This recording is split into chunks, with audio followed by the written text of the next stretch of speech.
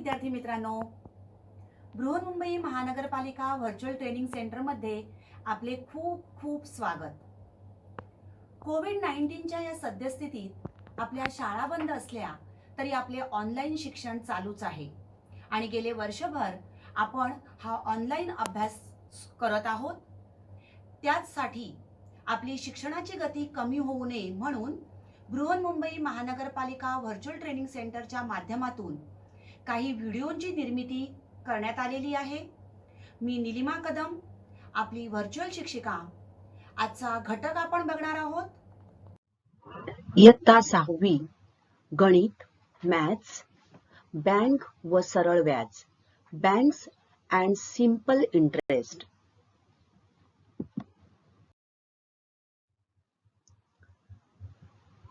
बालमित्रांनो, या चित्रात तुम्हाला दिसते हे चित्र बँकेचं आहे आणि या ठिकाणी आपल्याला डिपॉझिट आणि इंटरेस्ट हे दोन शब्द दिसून येत आहेत।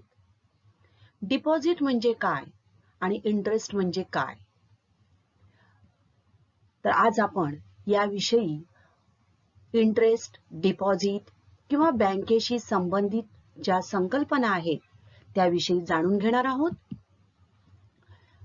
बँक ही पैशाचे व्यवहार करणारी एक सरकार मान्य संस्था असते।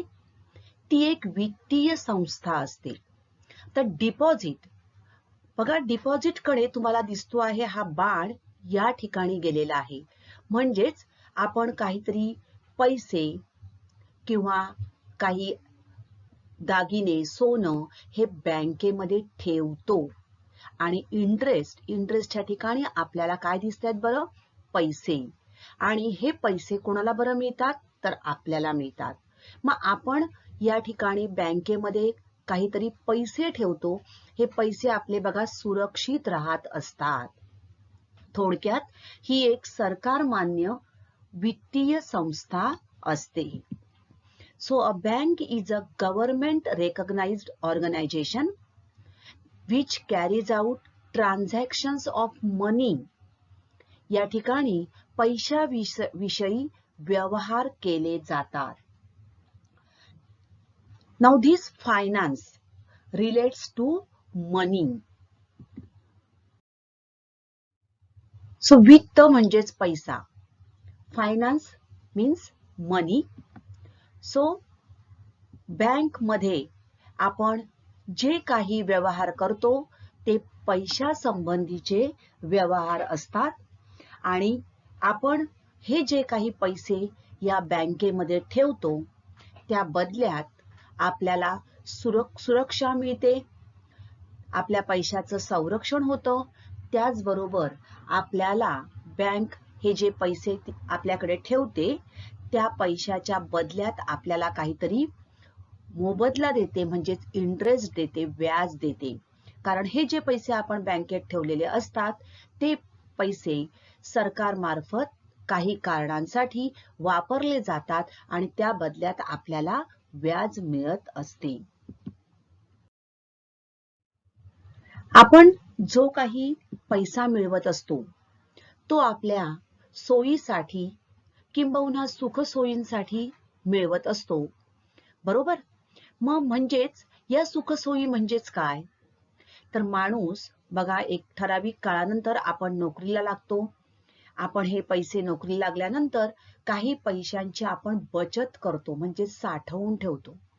कशासाठी बरं आपण हे पैसे साठवतो, तर शिक्षणासाठी, आपल्या मुलांच्या किंवा भावंडांच्या शिक्षणासाठी, घर घेण्यासाठी, भविष्यामध्ये आपण जेव्हा निवृत्त होऊ, रिटायर्ड होऊ त्यावेळेला आपल्याला काही वैद्यकीय खर्च आला किंवा आपल्याला काही घर घ्यायचं असेल, रिटायरमेंट नंतर आपल्याला काही सुविधा हव्या असतील तर त्यासाठी या पैशांचा आपण उपयोग करू शकतो। तर त्या अनुषंगाने भविष्यातील गरजेसाठी आपण या पैशांची बचत करत असतो। मग ही बचत आपल्याला नियमितपणे करणं अत्यंत आवश्यक असतं, कारण जर आपण आतापासून थोडी थोडी बचत करणं सुरुवात केली तरच भविष्यात ती बचत मोठी होऊन आपल्याला तिचा उपयोग होऊ शकतो. या ठिकाणी तुम्हाला दिसते बघा राईट. तर रुपीज साठी भारतीय रुपया हे आपल्या भारताचं अधिकृत चलन आहे. प्रत्येक देशाचं चलन असतं त्याप्रमाणे आपल्या भारतीय गणराज्याचं रुपया हे अधिकृत चलन आहे. आणि या भारतीय रुपयासाठी या ठिकाणी हे जे चिन्ह तुम्हाला दिसत आहे हे चिन्ह प्रतीक चिन्ह म्हणून तयार करण्यात आलेले आहे.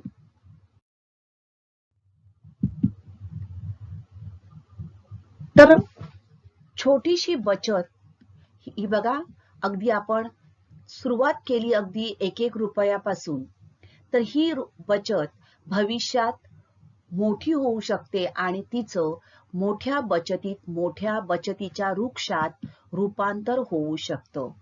म्हणून बचत ही नियमितपणे करणं आवश्यक ठरते. आता ही कुठे बरं करणार? बँकेत ठेवलेली रक्कम ही सुरक्षित असते.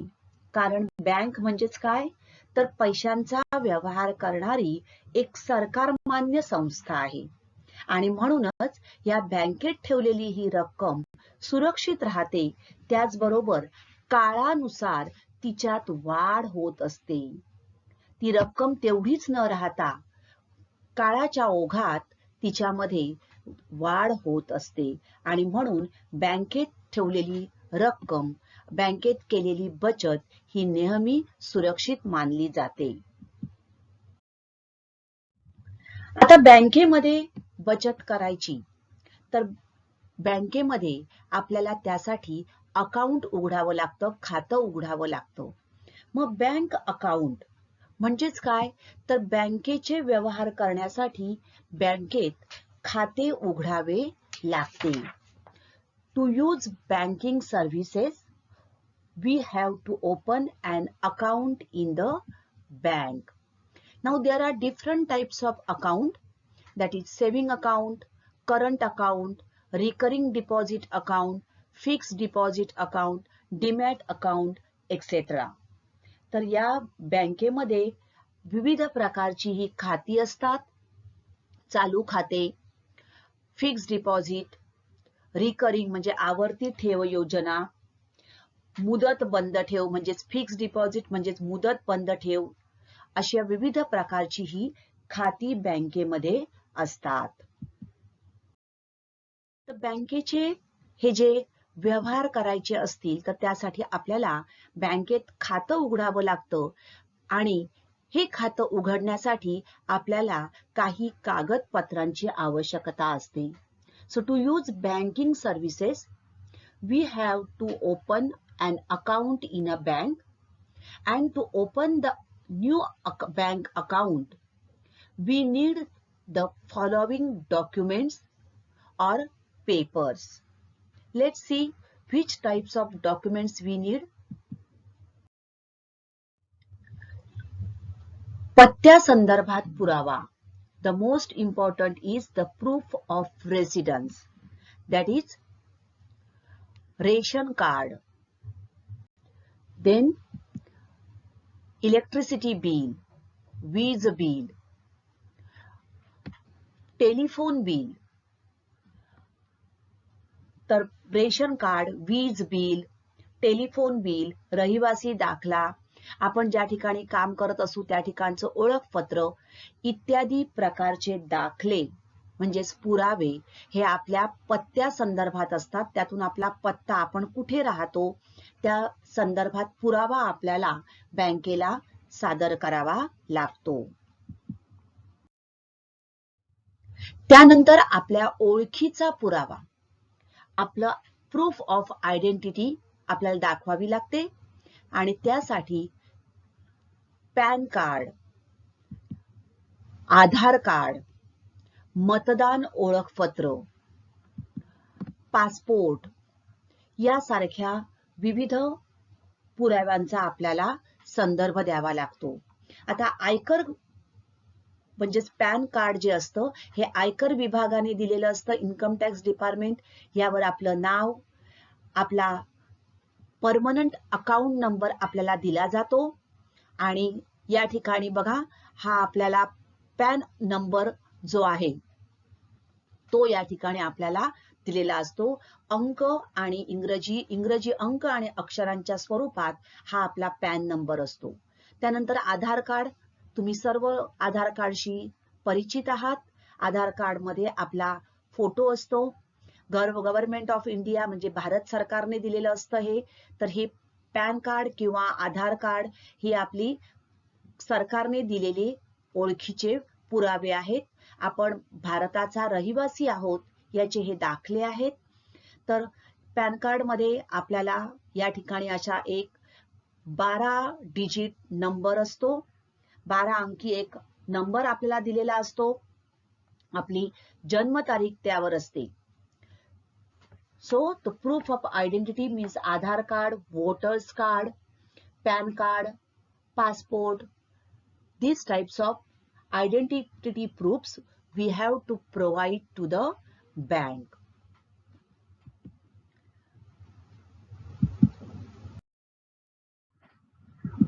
Saving account passbook. So a saving account is mean to induce a habit of saving money. With the help of this saving account, we can deposit money in the saving account as well as we can withdraw some money whenever we need it. तर आपल्या उपलब्धतेनुसार, आपल्या सोयीनुसार आपल्याला बचतीची सवय लागावी यासाठी आपण हे बचत खाते काढतो. या बचत खात्यामध्ये आपल्या सोयीनुसार आपण पैसे जमा करू शकतो. त्याचप्रमाणे आपल्या जरुरीप्रमाणे आपण त्यातून काही रक्कम काढूही शकतो. त्याचबरोबरीने बँकेमध्ये आपल्याला काही व्यवहार करण्यासाठी इतरही काही सुविधा मिळत असतात. हे आहे बघा चेकबुक म्हणजे चेक. आपण चेकने कोणाला पैसे द्यायचे असतील तर आपण या प्रकारे या चेकबुकचा उपयोग करून चेकच्या सहाय्याने पैसे आपण देऊ शकतो. त्यानंतर हे आहे प्रिंटिंग मशीन. ऑटोमॅटिकली यामध्ये आपल्या अकाउंटचं प्रिंटिंग होऊ शकतं. एटीएम कार्ड्स, आपल्याला हवं तेव्हा आपण एटीएमच्या माध्यमातून पैसे काढू शकतो. बघा अशा प्रकारे ह्या एटीएम कार्डच्या सहाय्याने आपण या बँकेच्या विविध या ज्या काही सुविधा आहेत त्यांचा आपण उपयोग घेऊ शकतो. त्याचबरोबर मोबाईल बँकिंग, इंटरनेट बँकिंग अशा विविध सुविधा आपल्याला या बँकेमध्ये खाते खोलल्यानंतर मिळत असतात. So the customer gets different facilities like passbook, checkbook, internet banking, ATM card, mobile banking, etc. to operate his or her account.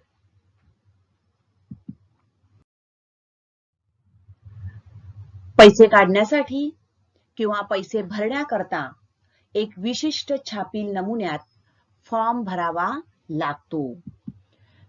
तर या फॉर्मच्या माध्यमातून आपण काही पैसे भरण्यासाठी त्या ठिकाणी सगळ्या आपला अकाउंट नंबर, दिनांक, आपलं नाव, सही, अमाउंट या सगळ्या गोष्टींची त्या फॉर्म मध्ये पूर्तता करून आपण त्या फॉर्म बँकेमध्ये सबमिट करायचा असतो.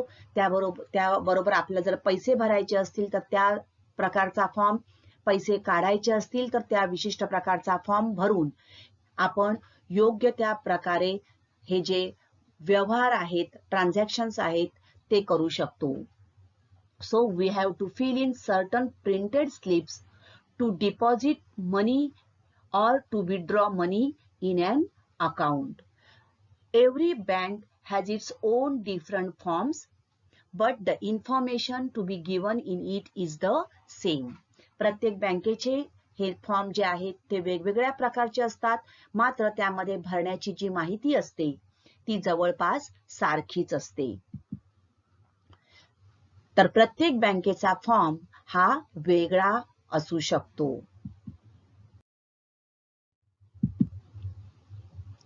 आता करंट अकाउंट. तर करंट अकाउंट म्हणजे काय? तर चालू खाते हा एक बँकेचा प्रकार असतो. आता या करंट अकाउंट मधून आपण कितीही वेळा रक्कम काढू शकतो, मात्र त्या खात्यातील रकमेवर आपल्याला व्याज मिळत नाही. So money can be withdrawn from a current account for any number of times, but one does not get any interest on the amount in this account.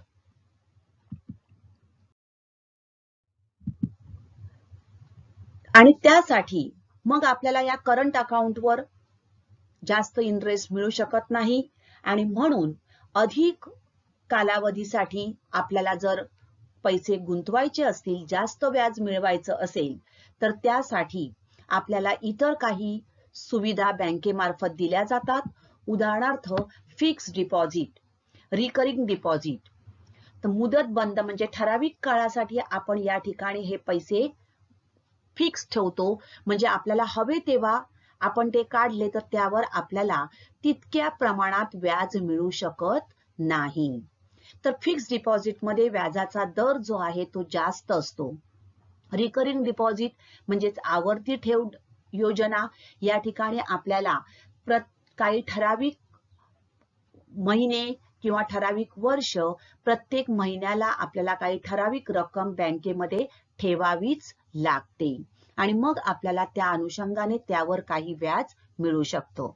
तर अधिक कालावधीसाठी ठेवल्यावर म्हणजे पैसे ठेवल्यावर जास्त व्याज मिळवण्यासाठी अशा प्रकारे फिक्स डिपॉझिट किंवा रिकरिंग डिपॉझिट सारख्या सोयी बँक आपल्याला देत असते.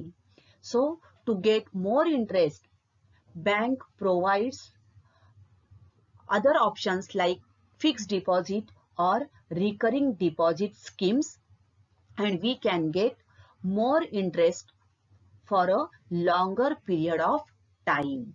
So if we need not need this money, we can save this money in the fixed deposit or recurring deposit. तर कर्ज किंवा लोन, काही वेळेला आपल्याला बघा घर बांधणं, उच्च शिक्षण घेणं, गाडी घेणं किंवा व्यवसाय सुरू करणं यासाठी खूप मोठी रक्कम एकाच वेळेला हवी असते. मग अशा वेळेला ही एवढी मोठी रक्कम मोठ्या प्रमाणात जेव्हा ती रक्कम आपल्याला लागते, तेव्हा ती रक्कम आपण कोणाकडून घ्यायची? तर ही रक्कम आपण बँकेकडून कर्ज म्हणून घेऊ शकतो. कारण आपल्या नातेवाईकांकडे एवढ्या मोठ्या प्रमाणावर रक्कम असेलच असं नाही, आणि आपण ती रक्कम कशी बरं घेणार? त्याऐवजी ही रक्कम आपण बँकेकडून घेऊ शकतो.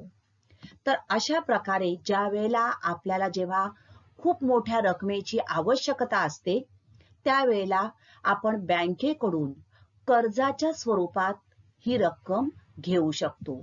मग कर्ज म्हणजे काय? तर सहकारी पतपेढी, बँका अशा संस्थांकडून मोठी रक्कम परत करण्याच्या अटीवर मिळू शकते. या रकमेला कर्ज असे म्हणतात. आपण ती रक्कम परत करणार आहोत, परंतु ठराविक कालावधीसाठी आपण ही रक्कम बँकेकडून एकदम घेऊ शकतो. So an amount of money that is borrowed often from a bank and has to be paid back is called a loan. So loan we can take from the bank. There are different types of loans, and their rate of interest is also differ. आपण बँकेकडून मोठ्या प्रमाणात रक्कम घेतो. मग आता ही रक्कम जी आपण घेतो, हे पैसे आपण बँकेचे वापरतो, म्हणजे सरकारचे पैसे वापरतो. मग ज्याप्रमाणे आपण जेव्हा बँकेमध्ये आपले पैसे ठेवतो, बँक आपल्याला त्या बदल्यात काही रक्कम मोबदला म्हणून देते. त्याचप्रमाणे ज्या वेळेला आपण बँकेकडून पैसे वापरण्यासाठी घेतो, त्यावेळेला आपल्याला सुद्धा बँकेला त्या पैशांबद्दल काही मोबदला द्यावा लागतो. तर सरळ व्याज, इंटरेस्ट, सिंपल इंटरेस्ट म्हणजेच सरळ व्याज, ज्या वेळेला बँकेकडून आपण हे जे कर्ज घेतो, हे कर्ज परत करताना घेतलेल्या रकमेपेक्षा काही रक्कम आपल्याला जास्त द्यावी लागते. आपण गाडी घेण्यासाठी आपण समजा 10 लाख रुपये बँकेकडून घेतलेले आहेत. 1 वर्षानंतर आपण हे पैसे बँकेला परत करणार, म्हणजेच 1 वर्ष 10 लाख रुपये आपण बँकेचे वापरलेले आहेत. बँकेचे पैसे वापरले म्हणजेच सरकारचे पैसे आपण वापरले आहेत. मग हे पैसे जेव्हा आपण बँकेला परत करणार, त्यावेळेला आपण घेतलेले आहेत 10 लाख, पण 10 लाखापेक्षा काही रक्कम आपल्याला जास्त द्यावी लागते. ही जास्त द्यावी लागणारी रक्कम म्हणजेच सरळ व्याज होय. So when we borrow some amount of loan from a bank, we have to return it to the bank back, right? But we are using that amount for some period. Some time we are using that amount, so that amount is to be charged for the use of the money which we have taken from the bank. Such amounts are called interest. So people who borrow loan from a bank are charged an amount for the use of the money. Such amounts are called interest. आपण ते पैसे वापरलेले आहेत आणि त्यासाठी आपल्याला बँकेला काही रक्कम ऍडिशनल, म्हणजे अजून अधिकची रक्कम आपल्याला बँकेला द्यावी लागते. त्याला आपण ते अधिकची द्यावी लागणारी जी रक्कम आहे तिलाच इंटरेस्ट असं म्हणतात. आता ही जी इंटरेस्ट आहे, सिंपल इंटरेस्ट, यामध्ये काही टर्म्स आहेत. कोणकोणत्या टर्म्स आहेत बघा. तर पहिलं आहे प्रिन्सिपल, मुद्दल. तर मुद्दल म्हणजे काय? आता मी तुम्हाला उदाहरण सांगितलं की आपण 10 लाख रुपये बँकेकडून गाडी घेण्यासाठी घेतले, म्हणजेच बँकेकडून आपण हे जे 10 लाख रुपये घेतलेले आहे, हे आपण काय घेतलं? लोन घेतलं, कर्ज घेतलं. तर बँकेकडून कर्ज घेतलेल्या रकमेला मुद्दल असे म्हणतात. सिमिलरली जर आपण बँकेमध्ये 10 लाख रुपये ठेवले, आपल्याला पैसे मिळालेले आहेत, कसली तरी आपण जमीन विकली, आपल्याला 10 लाख मिळाले, मग हे 10 लाख रुपये आपण बँकेत जमा केले, बरोबर. मग ते 10 लाख रुपये बँकेत ठेवल्यानंतर त्या पैशाचं बँक वापरणार आहे. त्या बदल्यात बँक आपल्याला काही मोबदला, ऍडिशनल अमाऊंट त्या 10 लाखांच्या पेक्षा जास्त देणार आहे. तर ही रक्कम जी अधिकची आपल्याला मिळणार आहे ती झाली व्याज. पण हे आपण 10 लाख रुपये बँकेत ठेवले किंवा बँकेकडून 10 लाख रुपये घेतले, तर ती झाली मुद्दल. The money deposited in the bank or the money lent by a bank to a borrower is called the principal. Suppose we have taken 10 lakhs rupees for taking car as a loan. So that 10 lakh rupees is the principal. Next, period, that is mudat. Now we have taken these 10 lakh rupees for 1 year, right? After 1 year, we are supposed to give back this money to the bank. So this is 1 year is the period for this 10 lakh rupees. So मुद्दल ज्या कालावधीसाठी घेतले जाते त्या कालावधीला मुदत असे म्हणतात. So the principal amount for taken for that certain period, right? That is 1 year is the period. दर साल दर शेकडा, percent per annum, and this is written as PCPA. So a rate of interest, percent per annum means what? Rate of interest, percent per annum. Now rate means दर. तर प्रत्येक वर्षासाठी प्रत्येक 100 रुपये मुद्दलावर किती रक्कम व्याज म्हणून द्यावी लागेल त्याला व्याजाचा दर असे म्हणतात. लक्षात घ्या, बँकेकडून आपण जेव्हा पैसे घेतो त्यावेळेला हा दर प्रत्येकी 100 रुपये मुद्दलावर आकारला जातो. आपण पर्सेंट मध्ये बघितलं, पर्सेंट म्हणजेच काय? पर 100, राईट? त्याचप्रमाणे या ठिकाणी सुद्धा व्याजाच्या बाबतीत 100 रुपयावर नेहमी दर आकारला जातो आणि म्हणून पर्सेंट पर ॲनम, दर साल दर शेकडा. आपण जेवढे पैसे घेऊ, समजा आपण या ठिकाणी 1000 रुपये घेतले तर 1000 रुपयांचे 100 रुपयाप्रमाणे किती भाग होतील बघा? 10 भाग होतील, बरोबर? या ठिकाणी आपण समजा 1000 रुपये घेतले तर 1000 रुपये म्हणजेच काय झाले? 10, 100चे 100 गुणिले 10, बरोबर का? तर प्रत्येक 100 रुपये मुद्दलावर आपल्याला व्याज द्यावं लागणार आहे.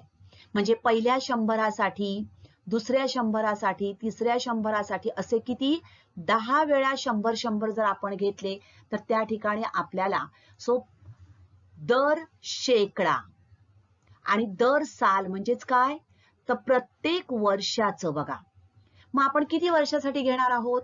समजा आपण 5 वर्षासाठी घेतलं तर प्रत्येक वर्षाला हे फर्स्ट इयर, मग फर्स्ट इयरला पर 100, मग सेकंड इयर पर 100.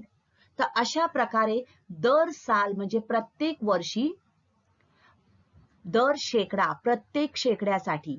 तर प्रत्येक वर्षासाठी प्रत्येक 100 रुपये मुद्दलावर आपल्याला व्याज द्यावं लागतं आणि त्यालाच आपण म्हणतो व्याजाचा दर, rate of interest. So this rate of interest is calculated percent per annum. So when calculating interest on a deposit or a loan, the rate of interest is given for every 100 rupees and therefore it is called as percent per annum. That is the amount of interest due on every 100 rupees for a period of 1 year, that is annually.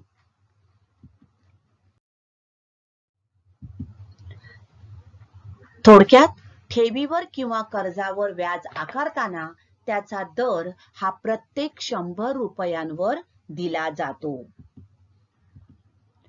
So the rate of interest is given for every 100 rupees. बँकेतील विविध व्यवहार, काही खाती, त्याचबरोबर व्याजाशी संबंधित काही संकल्पना म्हणजेच मुद्दल, मुदत, दर हे आपण समजून घेतलं. यावर आधारित आता आपण उदाहरण बघणार आहोत. विनीताने दर साल दर शेकडा 7 दराने बँकेत 15,000 रुपये 1 वर्षांसाठी ठेव म्हणून ठेवले तर तिला वर्ष अखेरीस किती व्याज मिळेल? आता लक्षात घ्या, विनीताने बँकेमध्ये 15,000 रुपये ठेवलेले आहेत.